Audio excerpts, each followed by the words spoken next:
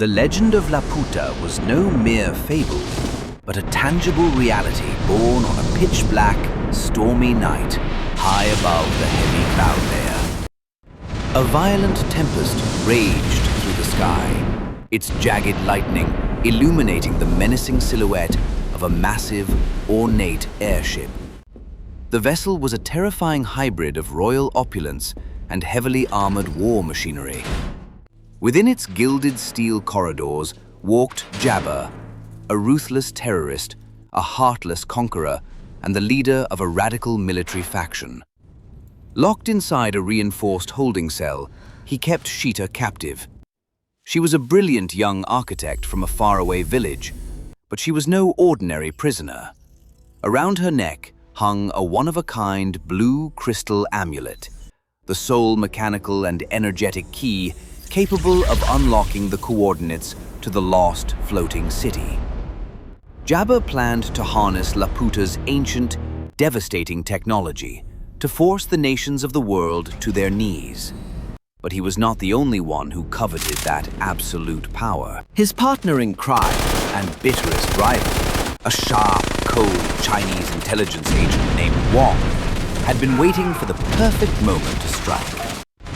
Mid-flight, Wong and his elite covert commando unit launched a bloody, chaotic ambush inside the airship. Heavy gunfire and violent explosions shook the vessel to its core. In the midst of the bleeding chaos, Sheeta seized the distraction, slipped away from her captors, and climbed out onto the exterior promenade ledge. The howling winds and the violent lurching of the damaged ship caused her to lose her footing, and she plummeted into the endless black abyss below. As Sheeta fell at a terrifying velocity toward the earth, the crystal amulet around her neck suddenly flared to life, pulsing with a mesmerizing ancient blue light. The stone's energy completely neutralized gravity, transforming a horrific free-fall into a gentle, weightless drift, as if she were a parachutist floating upon a cloud. Below, nestled in a dark, quiet valley, lay a peaceful farming village. Nero, Sheeta's devoted lover and a hard-working young farmer, was out in the fields late that night. He spent his days tilling the soil, while Sheeta had used her genius to design the village's beautiful stone structures. Looking up at the sky, Nero spotted a glowing, ethereal blue silhouette floating down. Recognizing his lost love instantly, he burst into a frantic sprint across the rough terrain, leaping over fences and furrows, and extended his arms just in time to catch her gently before she touched the ground. The two held each other tightly, weeping in a breathless reunion in the middle of the dark field. The morning peace was shattered brutally. At dawn, Jabba's heavily armed terrorist faction and Wong's elite covert operatives descended upon the rural village, tearing through barns and overturning everything in sight to find the architect. Nero and Sheeta fled on a steam-powered transport vehicle, dodging and weaving through narrow alleys and dirt roads. Behind them, light tanks and fast off-road vehicles roared in pursuit, initiating a frantic three-way chase across the rugged mountainous terrain. To evade the heavy gunfire, Nero steered the transport directly into a gaping, abandoned mine shaft, plunging them deep into a pitch-black, subterranean cavern system. Deep underground, they encountered Pompo, an eccentric old hermit who lived in the depths.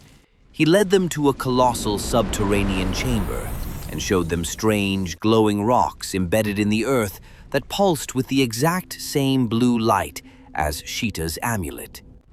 The old man explained that these rocks contained a rare, highly volatile element, proving to Sheeta that her architectural knowledge of ancient ruins and the myths of Laputa were directly tied to the geological history of the Earth itself. Unfortunately, Jabba's scouts tracked their entry points and surrounded the duo inside the deep labyrinth.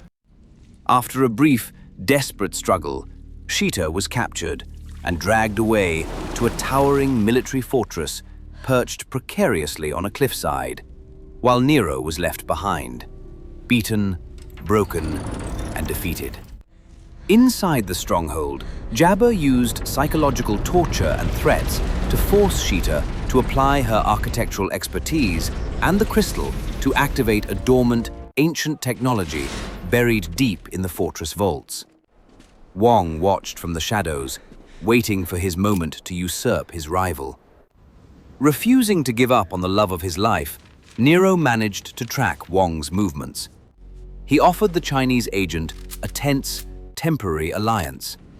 Nero would provide his knowledge of the local terrain and the secret tunnels into the fortress, and Wong would supply the firepower needed to bypass Jabba's heavy defenses. This uneasy truce led them into an aerial race toward the Dragon's Nest, a monstrous, deadly storm wall of perpetual lightning and clouds encircling the floating city. After their ships narrowly avoided total destruction, they breached the barrier and landed on Laputa. Before them lay a breathtaking utopia where wild, ancient nature, colossal trees, and flowing waterfalls coexisted perfectly with gilded architecture and advanced technology that had slept in silence for centuries. The peace was maintained only by giant, gentle robot guardians who quietly tended to the lush vegetation and local wildlife. The tranquility shattered instantly. Jabba seized control of the city's central core room and activated Laputa's destructive laser weapon, firing a terrifying demonstration blast into the ocean below to assert his dominance over the globe. In the chaos, Nero broke into the chamber, desperate to reach Sheeta. Noticing the intruder, Jabba drew a heavy, brutal blade and lunged at the young farmer in a fury. A vicious, bloody hand-to-hand fight erupted between the highly trained, powerful warlord and Nero, who fought on pure adrenaline and love. Nero took several heavy, crushing blows, but managed to fend Jabba off using a discarded iron pipe he found on the floor. While Nero and Jabba clashed, Wong's agents took advantage of the distraction, binding Sheeta and dragging her away. Wong, whose plan to seize the core had failed and who had lost most of his men, suffered a psychotic break. He stood in the center of the grand courtyard, holding his gun with trembling hands, his face contorted in absolute rage. He screamed at the top of his lungs that he wanted all of Jabba's terrorists dead, and that the two loving trespassers would never leave this place alive, declaring that Laputa would belong solely to his government. As he raised his weapon and aimed it directly at the captive Sheeta, a giant robot guardian stepped forward. Having noticed the threat and the firearm, but with its ancient systems malfunctioning from the battle damage, the machine failed to properly assess the situation. With one heavy, colossal metallic foot, the robot simply stepped on Wong, crushing him to death in an instant. Horrific mechanical mistake. Nero, bleeding and battered from the fight, managed to break free from Jabba, who rose in a blind rage and pursued him toward the exposed core platform. Seeing Wong dead and his plans crumbling, Jabba completely lost his sanity and tried to hurl Nero into the abyss below. However, during their desperate struggle on the edge of the cliff, Nero dodged at the very last second.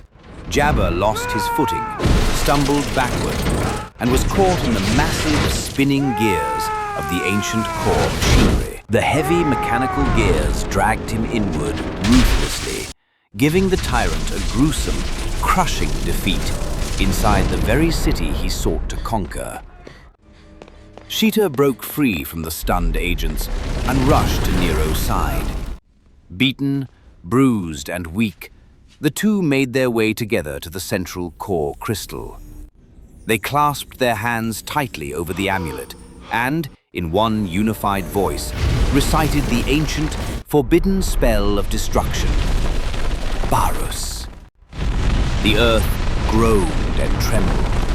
The heavily fortified lower military foundations of Laputa, along with its laser weapons and tanks, shattered into pieces and rained down into the ocean far below. The beautiful upper half of the city, which held the colossal tree of life and the peaceful ruins, began to float higher and higher, drifting far out of human reach, safe in the high heavens forever. Nero and Sheeta managed to escape on a small glider before the kingdom tore itself apart completely. As they flew away from the dragon's nest, the sun began to rise over the vast ocean, painting the sky in brilliant hues of gold and crimson. Nero sat exhausted, staring at the horizon, when Sheeta leaned against him. She rested her head gently on his wounded shoulder, and he wrapped his arm around her protectively. In the quiet of the new morning, Nero turned to her, his eyes filled with tears of pure relief. "I thought I lost you forever, Sheeta. The architecture of this world means nothing if you aren't here to design it." Sheeta looked up at him, a soft smile gracing her lips as she squeezed his hand tightly. "The stones and crystals belonged to the past, Nero. My future is with you, on the land we will rebuild together." They leaned into each other and shared a deep, romantic kiss against the backdrop of the rising sun and the soaring ruins of Laputa, ready to return to their faraway village to build their lives anew, this time forever. If you want to keep expanding this world, let me know. Should we detail their return to the village and how they rebuild? Would you like to introduce a new threat or lingering agents looking for the crystal? Do you want to explore the history of the old hermit Pompo? www.nausicaa.net/Miyazaki/Laputa/impressionsold. Laputa Castle in the Sky, Double Play, the Studio Ghibli Collection, 141961. Review by David Beckett.